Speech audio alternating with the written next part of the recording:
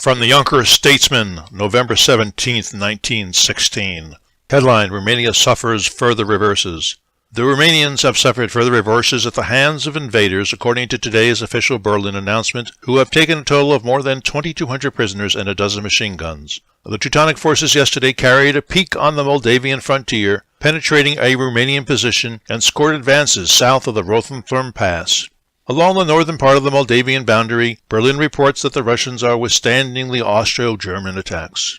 London reports further British success last night in the renewed attacks in an extension of the Somme offensive north of Ankerbrook. Ground was taken along the north bank, it is claimed. Berlin declares the British attack in this region failed, and the British were forced back, losing 5 machine guns. Paris reports no new activity of the French infantry in the Somme region after yesterday's attacks, when positions were regained by the French in the village of Sailly-Salicel. Berlin declares the French attacked but failed to gain.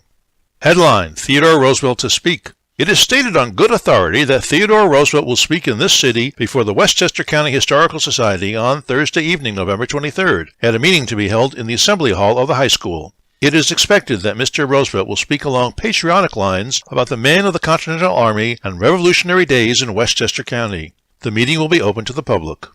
Headline: Hudson Shad may return. New York Merchants Association Committee plans to stop river pollution. Edward Hatch, Jr., chairman of the New York Merchants Association Committee on Pollution and Sewerage, believes we could have good fishing in the Hudson River in a few years if poisonous sewage were not allowed to flow into it. He has sent a letter to the mayors of each of the municipalities on or near the river to inquire what steps they are taking to decrease river pollution, if any. Headline: Drift to the cities. There will probably never again be a time in this country when the people of rural districts will exercise a controlling influence in the government of this country. When the next census is taken in the United States, it will show that a large majority of the population will be found in towns and in cities with a population of 10,000 and up.